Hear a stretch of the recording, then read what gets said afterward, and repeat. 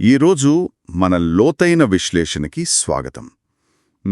ఈరోజు మనం చాలా ఇంట్రెస్టింగ్ అంశం గురించి మాట్లాడుకోబోతున్నాం. బేసిక్గా ఒక డాక్యుమెంట్ మన ముందుకొచ్చింది. అదేంటంటే ముంతాసాఫ్ట్ professional training and career development pathways. అవునండి. ఈ డాక్యుమెంట్ చూస్తే యాక్చువల్లీ ప్రస్తుతం టెక్నాలజీ ప్రపంచంలో ట్రైనింగ్ ఎలా మారుతోంది, అలాగే స్కిల్స్ని ఎలా మార్కెట్ చేస్తున్నారు అనేది చాలా స్పష్టంగా అర్థమవుతోంది. కరెక్ట్. అంటే ఈ రోజుల్లో జాబ్ మార్కెట్ ఎలా ఉందో మనకు తెలుసు కదా. దీంట్లో నన్ను అమాంతం ఆకర్షించిన ఒక వాక్యం ఉంది. వాళ్ళేమన్నారంటే స్క్రోలింగ్ ఆపండి, సంపాదించడం ప్రారంభించండి. ఓహ్, ఎగ్జాక్ట్లీ. ఆ ఒక్క వాక్యంలోనే నేటి డిజిటల్ యుగపు అతిపెద్ద సమస్య, అలాగే ఒక అద్భుతమైన అవకాశం రెండూ కనిపిస్తున్నాయి. అవును. అంటే మనం రోజూ ఫోన్ పట్టుకుని గంటల తరబడి అలా రీల్స్ చూస్తూ స్క్రోల్ చేస్తూనే ఉంటాం కదా. ఒక రకమైన మత్తు అది. నిజమే. ఆ మత్తునే టెక్నాలజీ కంపెనీలు తమకు లాభంగా మార్చుకుంటున్నాయి. దీన్నే యాక్చువల్లీ అటెన్షన్ ఎకానమీ అంటారు. Attention economy. అవును. అంటే మన సమయాన్ని, మన దృష్టిని వాళ్ళు ఎలా క్యాష్ చేసుకుంటున్నారో చెప్పే కాన్సెప్ట్ ఇది. ముంతసాఫ్ట్ లాంటి వాళ్లకు ఇది చాలా బాగా తెలుసు. అందుకే ఆ వృధా అవుతున్న సమయాన్ని పట్టుకుని దాన్ని ఒక ఇన్కమ్ సోర్స్గా, అంటే ఆదాయంగా ఎలా మార్చొచ్చో వీళ్ళు టార్గెట్ చేస్తున్నారు. అంటే బేసిక్గా మన వీక్నెస్ని వాళ్ళొక పెట్టుబడిగా మారుస్తున్నారన్నమాట. కరెక్ట్. అదే వాళ్ల వ్యూహం. ఇక్కడ వాళ్ళిచ్చిన ఇంకో మెయిన్ పాయింట్ గురించి మాట్లాడుకుందాం. వాళ్ళు ఆదాయం సంపాదించడం గురించి చెప్తూ డిగ్రీ లేదా సమస్య లేదు, నైపుణ్యాలుంటే జీతం ఖాయం అని అన్నారు. అంటే no degree no problem, skills is equal to salary అని. అవును, ఇది చాలా బోల్డ్ స్టేట్మెంట్ అని చెప్పొచ్చు. ఖచ్చితంగా బోల్డ్ స్టేట్మెంట్. వినడానికి చాలా బావుంది. అంటే మనం 4 ఏళ్లు కష్టపడి చదివి ఆ పొడవైన ఖరీదైన ప్రయాణాన్ని పక్కన పెట్టేసి నేరుగా ఉద్యోగానికి వెళ్లే ఒక ఎక్స్ప్రెస్ హైవేలాగా అనిపిస్తోంది. కానీ మనం కొంచెం ప్రాక్టికల్గా ఆలోచిద్దాం. ఉదాహరణకి ఒక పెద్ద ఎంఎన్సీ కంపెనీలో ఒక కుర్రాడు జాబ్కి అప్లై చేశాడనుకుందాం. హెచ్ఆర్ వాళ్ల టేబుల్ దాకా ఆ రెజ్యూమే వెళ్లకముందే మధ్యలో సాఫ్ట్వేర్ ఫిల్టర్లుంటాయి కదా, అప్లికెంట్ ట్రాకింగ్ సిస్టమ్స్ అని. అవి ఆటోమేటిక్గా డిగ్రీ ఉందో లేదో అని చెక్ చేసి రిజెక్ట్ చేస్తాయి కదా. అలాంటప్పుడు కేవలం స్కిల్స్ ఉంటే చాలు, డిగ్రీ అక్కర్లేదు అని వీళ్ళు అనడం కాస్త అతిశయోక్తి అనిపించట్లేదా? అంటే ఒక 5 ఏళ్ల క్రితం వరకు మీరు చెప్పింది 100% నిజమే. అప్పట్లో డిగ్రీ లేకపోతే ఖచ్చితంగా ఆ రెజ్యూమే చెత్తబుట్టలోకి వెళ్లేది. అవును. మరిప్పుడేమైంది? ఇప్పుడు మ్యాక్రో ఎకనామిక్స్ అంటే స్థూల ఆర్థిక వ్యవస్థలో భారీ మార్పులొచ్చాయి. ఐటీ కంపెనీల పనితీరు పూర్తిగా మారిపోయింది. ఒకప్పుడు యూనివర్సిటీలో ఒక సిలబస్ తయారు చేసి దాన్ని పిల్లలకి నేర్పించటానికి కనీసం 3-4 ఏళ్లు పట్టేది. అవును, కరెక్ట్. కానీ ఇప్పుడు అలా కాదు కదా. టెక్నాలజీ ప్రతి 6 నెలలకు మారిపోతోంది. ఆ విద్యార్థి కాలేజ్ నుండి బయటకొచ్చేసరికి ఆ సిలబస్ కాస్త అవుట్డేటెడ్ అయిపోతోంది, పాతబడిపోతోంది. నిజమే. అంతేకాకుండా ఒకప్పుడు ఈ పెద్ద కంపెనీలు క్యాంపస్ ప్లేస్మెంట్ ద్వారా విద్యార్థులను తీసుకుని వాళ్లకొక 6 నెలల పాటు స్వంత ఖర్చుతో ట్రైనింగ్ ఇచ్చేవి. ఐటీ పరిభాషలో దీన్నేమంటారంటే బెంచ్ మీద కూర్చోబెట్టడం అంటారు. ఓహో, అంటే వాళ్ళకి జీతం ఇస్తూనే వాళ్ల చేత ఏ పని చేయించకుండా కేవలం ట్రైనింగ్ మాత్రమే ఇచ్చేవారన్నమాట. ఎగ్జాక్ట్లీ. కానీ ఇప్పుడు మార్కెట్ అనేది అత్యంత వేగంగా, అలాగే విపరీతమైన కాంపిటీషన్తో నడుస్తోంది. ప్రాజెక్టులు క్షణాల్లో వస్తున్నాయి, వెళ్ళిపోతున్నాయి. సో వాళ్ళకా 6 నెలలు వెయిట్ చేసే టైం లేదంటారు. టైం లేదు. అలాగే ఒక ఉద్యోగికి కేవలం ట్రైనింగ్ కోసం జీతాలిచ్చే బడ్జెట్ గానీ ఓపిక గానీ ఇప్పుడు ఏ కంపెనీకీ లేవు. వాళ్లకు మొదటి రోజు నుంచే కీబోర్డ్ ముందు కూర్చుని డైరెక్ట్గా కోడింగ్ చేయగల లేదా ప్రాజెక్ట్ని డెలివరీ చేయగల వ్యక్తులు కావాలి. అంటే వాళ్ళకి రెడీమేడ్ ఎంప్లాయీస్ కావాలి. అవును.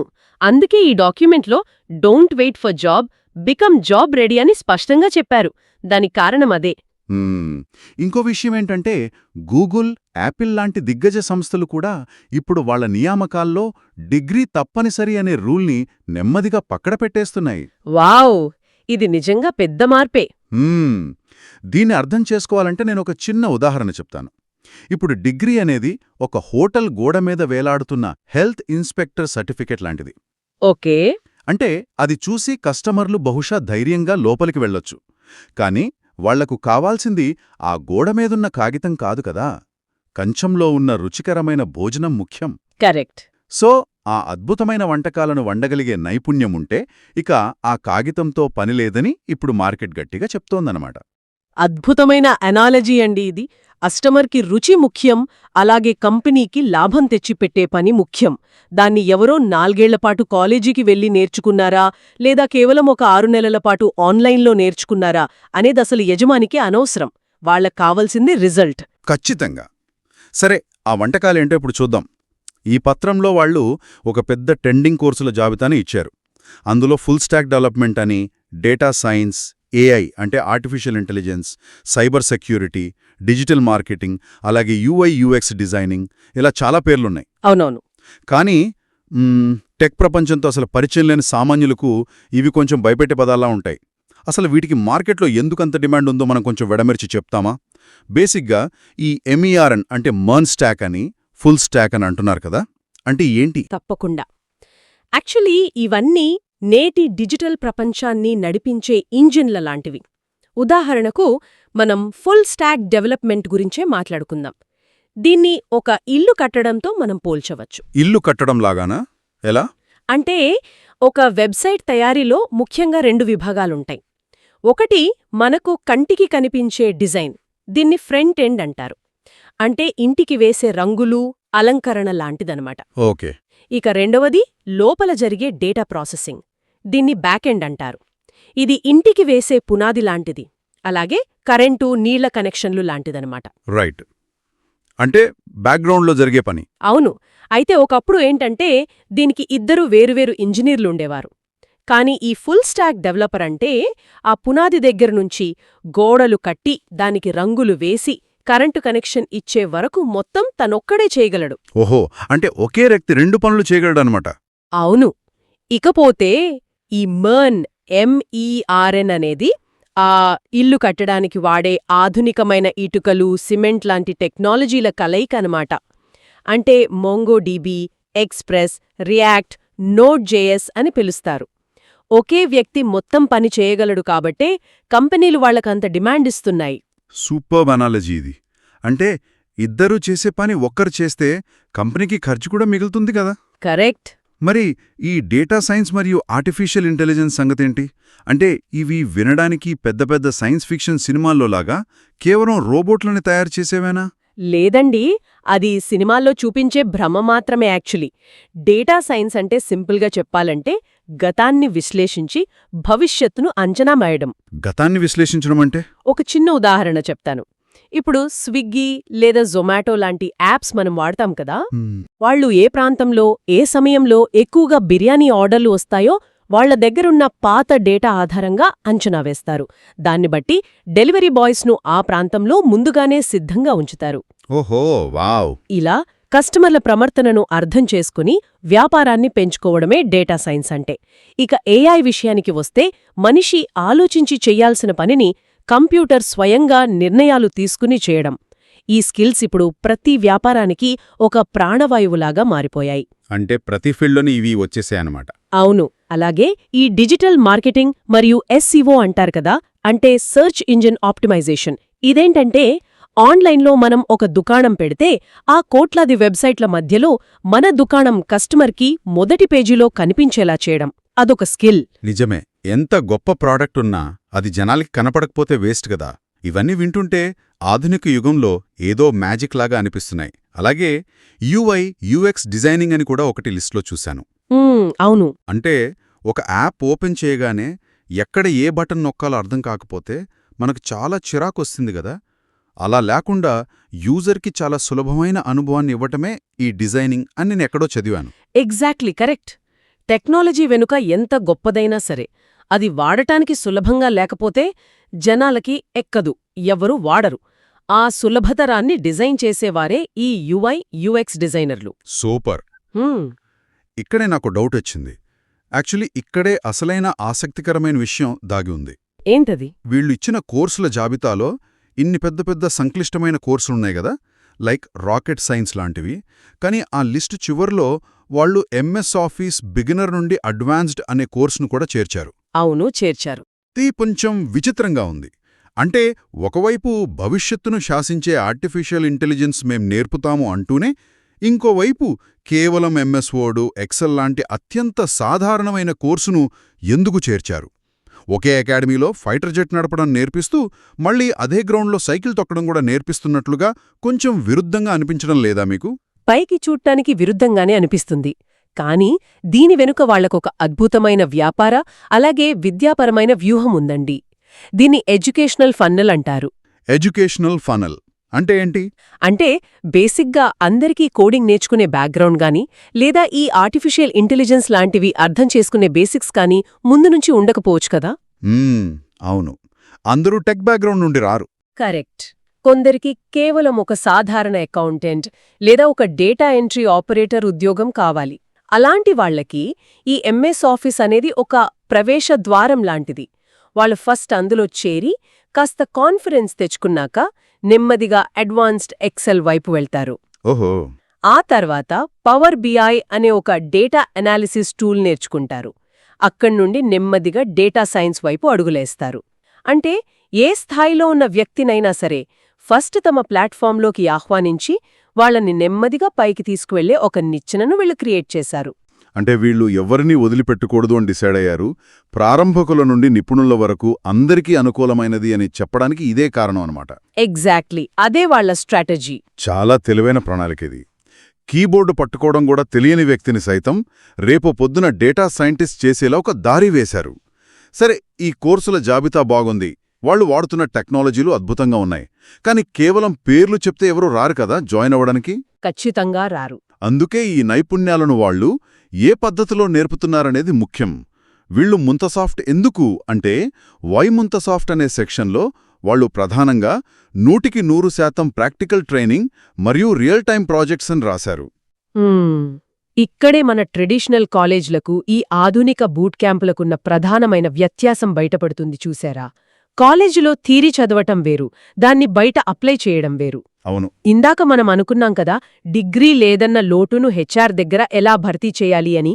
దానికి ఆన్సర్ ఇక్కడే దొరుకుతున్నట్లుంది. ఎలా అంటే ఈ రియల్ టైం ప్రాజెక్ట్స్ గురించి ఆలోచిస్తే ఇది మనం ఈత ఎలా కొట్టాలో ఒక గదిలో కూర్చుని బోర్డు మీద బొమ్మలు గీసి నేర్పించడం లాంటిది కాదు.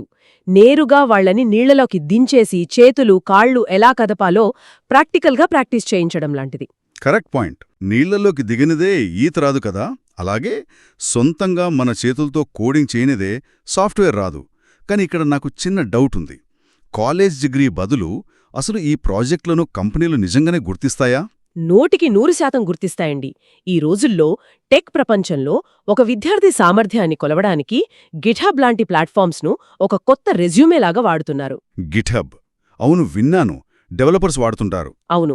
అంటే ఒక విద్యార్థి ఇంటర్వ్యూకి వెళ్ళి నేను జావా చదివాను లేదా పైథాన్ చదివాను అని నోటితో చెప్పడానికి బదులు నేను పైథాన్ వాడి ఆన్లైన్ బస్ టికెట్ బుకింగ్ సిస్టంలో ఉన్న ఒక బగ్ను ఎలా సాల్వ్ చేశానో ఈ లింక్ చూడండి అని డైరెక్ట్గా తన ప్రాజెక్ట్ చూపిస్తాడు. వావ్, ఇది చాలా పవర్ఫుల్. అవును. ఈ రియల్ టైం ప్రాజెక్ట్స్ అనేవి విద్యార్థి నిజంగా పని చెయ్యగలడు అనడానికి సజీవ సాక్ష్యాలు. థియరీ కంటే యజమానులిప్పుడు కేవలం ఈ ప్రాక్టికల్ రిజల్ట్స్నే నమ్ముతున్నారు. అంటే ఆ ప్రాజెక్టే వాళ్ల అసలైన ప్రొఫైల్ అన్నమాట. సరే, ఇదంతా బాగుంది, కానీ ముంతసాఫ్ట్ వాళ్ళు ఇంకో మాట కూడా చెప్పారు. మేము ప్లేస్మెంట్ అసిస్టెన్స్ ఇస్తాము అని. అంటే ఉద్యోగ అవకాశాలలో సహాయం చేస్తాము అని. యాక్చువల్లీ బయట చాలా సంస్థలేంటంటే 100% జాబ్ గ్యారంటీ ఇస్తాము అని మాయమాటలు చెబుతాయి. వీరు కేవలం అసిస్టెన్స్ మాత్రమే అని అనడం ఒక రకంగా నిజాయితీగానే అనిపిస్తుంది. కానీ ఇది విద్యార్థులకు ఎంతవరకు భద్రత ఇస్తుంది అంటారు? యాక్చువల్లీ 100% ప్లేస్మెంట్ గ్యారంటీ అని ఎవ్వరైనా చెబితే అది ఖచ్చితంగా ఫేక్ అని చెప్పొచ్చు. ఖచ్చితంగా. ఎందుకంటే ఉద్యోగం రావటం అనేది ఫైనల్గా ఆ విద్యార్థి ప్రదర్శన మీద, అతని స్కిల్ మీద ఆధారపడి ఉంటుంది. వీళ్ళు చెప్పే ఈ అసిస్టెన్స్ అంటే ఏంటంటే రెజ్యూమే ఎలా తయారు చేసుకోవాలి, లింక్డ్ఇన్ ప్రొఫైల్ ఎలా బిల్డ్ చేయాలి, అలాగే టెక్నికల్ రౌండ్స్ ఎలా ఎదుర్కోవాలి, మాక్ ఇంటర్వ్యూలు కండక్ట్ చేయడం లాంటివి అనమాట. ఓహో, అంటే వాళ్ళని ఫుల్గా ప్రిపేర్ చేస్తారు ఇంటర్వ్యూ కోసం. అవును. ఒక మార్గనిర్దేశం లేని నైపుణ్యం అనేది అడవిలో విసిరేసిన ఒక ఆయుధం లాంటిది. ఆ ఆయుధాన్ని సరైన లక్ష్యం వైపు ఎలా ప్రయోగించాలో నేర్పించడమే వీళ్ళిచ్చే ఈ ప్లేస్మెంట్ అసిస్టెన్స్ ఉద్దేశ్యం.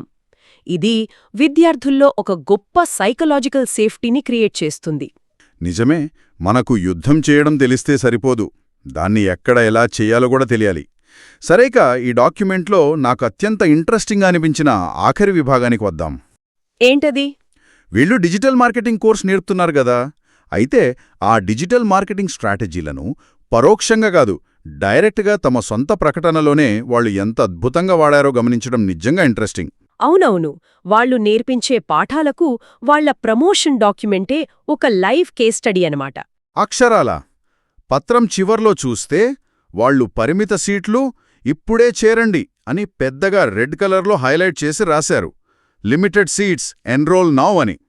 అలాగే కాల్ లేదా వాట్సాప్ చేయడానికి ఒక నెంబర్ ఇచ్చారు. 2 వెబ్సైట్ లింకులు, ఇంకా వాళ్ళు వాడిన హ్యాష్ట్యాగ్లు కూడా చూస్తే ట్రెండింగ్ కోర్సెస్ అని, లర్న్ అండ్ ఎర్న్ అని పెట్టారు. ఇక్కడ నాకో లాజికల్ డౌట్ వస్తోంది. అడగండి. బేసిక్గా వాళ్ళు నేర్పించేది ఆన్లైన్ కోర్సులు. ఈ వెబ్సైట్ డెవలప్మెంట్ గానీ, సైబర్ సెక్యూరిటీ గానీ ఆన్లైన్లో ఎంతమందికైనా ఒకేసారి మనం నేర్పించొచ్చు కదా. దానికొక క్లాస్ రూమ్ గానీ, అందులో బెంచీలు గానీ, ఇలా భౌతిక పరిమితులు ఏవీ లేవు. కరెక్ట్, లేవు. అలాంటప్పుడు దానికి పరిమిత సీట్లని ఎందుకు చెప్పాలి? అంటే ఇది కేవలం జనాన్ని భయపెట్టి ఆకర్షించడానికి వాడిన వ్యూహమేనా? అసలు ఇందులో సైకాలజీ ఏమైనా ఉందా? ఉందండి. చాలా పెద్ద సైకాలజీనే ఉంది. ఇది బేసిక్గా మానవ మెదడులోని అత్యంత పురాతనమైన ఒక సర్వైవల్ సైకాలజీని టార్గెట్ చేసే ఒక క్లాసిక్ మార్కెటింగ్ వ్యూహం. ఓహో, సర్వైవల్ సైకాలజీ కొంచెం వివరించండి. మనమొకసారి కొన్ని వేల సంవత్సరాల వెనక్కి వెళితే ఆదిమానవుల కాలంలో ఆహారం ఎప్పుడూ అంత ఈజీగా దొరికేది కాదు కదా. దానికెప్పుడూ ఒక కొరత ఉండేది. అవును, దొరికినప్పుడే తినాలి. ఎగ్జాక్ట్లీ. ఏదైనా పండు దొరికిన వెంటనే తినేయాలి, లేకపోతే రేపు ఇంకో జంతువు తినేస్తోంది అన్న భయం మన డిఎన్ఏలోనే నాటుకుపోయి ఉండిపోయింది. కాని ఇప్పుడు నేటి డిజిటల్ యుగంలో అన్ని మనకు పుష్కలంగా దొరుకుతున్నాయి. ఒక కోర్సును ఎప్పుడైనా వినొచ్చు అనుకున్నప్పుడు మన మెదడు వెంటనే ప్రోక్రాస్టినేషన్లోకి వెళ్ళిపోతోంది. అంటే వాయిదా వేసే ధోరణి అన్నమాట. అవును. ఆ రేపు చూద్దాంలే, ఎల్లుండి చేరదాంలే అని మనకు మనమే అనుకుంటాం. ఆ వాయిదా వేయడాన్ని బద్దలు కొట్టాలంటే మళ్ళీ ఆ పాత ఆదిమానవుడి మెదడును తట్టిలేపాలి. అందుకే వాళ్ళిక్కడ ఒక కొరతను సృష్టించాలి. ఓహో, అంటే ఈ అవకాశం నా చేజారిపోతోందేమో అనే భయాన్ని మనలో పుట్టించాలన్నమాట. ఖచ్చితంగా. దీన్నే మనం మార్కెటింగ్ భాషలో ఫియర్ ఆఫ్ మిస్సింగ్ అవుట్ అంటే ఫోమో అని పిలుస్తారు. ఫోమో, అవును, చాలా వింటున్నాం ఈ మధ్య. నొక్కేలా చేస్తోంది. మైండ్ బ్లోయింగ్ స్ట్రాటజీ అసలు. ఇక కాంటాక్ట్ కోసం ఈమెయిల్స్ లేదా ఫామ్స్ కాకుండా నేరుగా వాట్సాప్ నంబర్ ఎందుకిచ్చారంటే నేటి తరం స్పీడ్ కోరుకుంటోంది. ఒక ఈమెయిల్ పంపి వాళ్ల రిప్లై కోసం 2 రోజులు ఎదురుచూసే ఓపిక ఇప్పుడు ఎవరికీ లేదు. లేదసలు ఎవ్వరికీ లేదు. తక్షణమే వాట్సాప్లో చాట్ చేయాలి, అప్పటికప్పుడే వాళ్ళ డౌట్స్ అన్నీ తీరిపోవాలి. అవును, దాన్నే ఇన్స్టెంట్ గ్రాటిఫికేషన్ అంటారు. ఇక ఆ హ్యాష్ట్యాగ్లో వాడడం చూస్తే నేటి యువత బేసిక్గా గూగుల్లో కంటే ఇన్స్టాగ్రామ్ అలాగే ట్విట్టర్ లాంటి సోషల్ మీడియాలోనే ఎక్కువ సెర్చ్ చేస్తున్నారు. కరెక్ట్. సో ఆ ట్రెండింగ్ పదాల ద్వారా డైరెక్ట్గా యూజర్ల ఫీడ్లోకి వెళ్ళిపోయే ఈ వ్యూహం భలే ఉంది కదా. తాము చెప్పబోయే డిజిటల్ మార్కెటింగ్కి ఈ డాక్యుమెంట్ నిజంగా ఒక ప్రత్యక్ష ఉదాహరణ. అవునండి, ఇదంతా చూస్తుంటే టెక్నాలజీ అనేది కేవలం మనం వాడే వస్తువులనే కాకుండా మనం నేర్చుకునే విధానాన్ని, ఒక ప్రోడక్ట్ను అమ్ముకునే విధానాన్ని, చివరికి మనం ఉద్యోగం సంపాదించే విధానాన్ని కూడా ఎంత వేగంగా మార్చేస్తోందో చాలా స్పష్టంగా అర్థమవుతుంది. ఖచ్చితంగా చెప్పొచ్చు ఈ మాట. సో ఈ చర్చ ద్వారా ఒక సాధారణ ప్రమోషనల్ డాక్యుమెంట్ వెనుక ఎంతటి స్థూల ఆర్థిక, మానసిక మరియు సాంకేతిక మార్పులు దాగి ఉన్నాయో మనం చాలా వివరంగా తెలుసుకున్నాం. డిగ్రీల కాలం నెమ్మదిగా పోయి skills is equal to salary అనే కొత్త శకం ఎలా మొదలైందో, అలాగే థియరీ కంటే ప్రాక్టికల్, రియల్ టైం ప్రాజెక్ట్స్ ఎంత కీలకమో విశ్లేషించాం. అవును. అలాగే మార్కెటింగ్లో మన మెదడును చదివే ఆ ఫోమో లాంటి వ్యూహాలను కూడా మనం గమనించాం. అయితే ముగించే ముందు మనందరి మెదడులో మెదలాల్సిన ఒక చిన్న ఆలోచనను ఇక్కడ వదిలిపెడదాం. చెప్పండి. ఒకవేళ ఈ ట్రెండ్ ఇలాగే కొనసాగితే రాబోయే 10-15 ఏళ్లలో అసలు మన విద్యా వ్యవస్థ పరిస్థితేంటి? డిగ్రీలకు ఏమాత్రం విలువ లేకుండా పోయి కేవలం నైపుణ్యాలే ఒక వ్యక్తి కెరియర్ను నిర్ణయిస్తే అసలు ఈ పాఠశాలలు, లక్షలు ఫీజులు కట్టించుకునే డిగ్రీ కాలేజీలు, ఈ పెద్ద పెద్ద యూనివర్సిటీలు అన్నీ తమ ఉనికిని పూర్తిగా కోల్పోతాయా? నిజంగా ఆలోచించాల్సిన విషయమే ఇది. ఒక 15 ఏళ్ల వయసు రాగానే పిల్లలు బోర్డు పరీక్షలు రాయడం మానేసి నేరుగా ఇలాంటి బూట్ క్యాంపుల్లో చేరిపోయి సాఫ్ట్వేర్ ఇంజనీర్లైపోతారా? అసలు ఈ మార్పు మన సమాజ పునాదుల్నే కదిలిస్తుందా? ఆలోచించండి. మళ్ళీ మనం ఆ స్మార్ట్ ఫోన్ పట్టుకుని అనంతంగా స్క్రోల్ చేయడం మొదలుపెట్టే ముందు మన ఈ డిజిటల్ ప్రయాణం మనల్ని ఎక్కడికి తీసుకెళ్తోందో, మన సమయం ఎవరికి లాభం చేకూరుస్తుందో ఒక్కసారి ప్రశ్నించుకోవాల్సిన అవసరం ఎంతైనా ఉంది.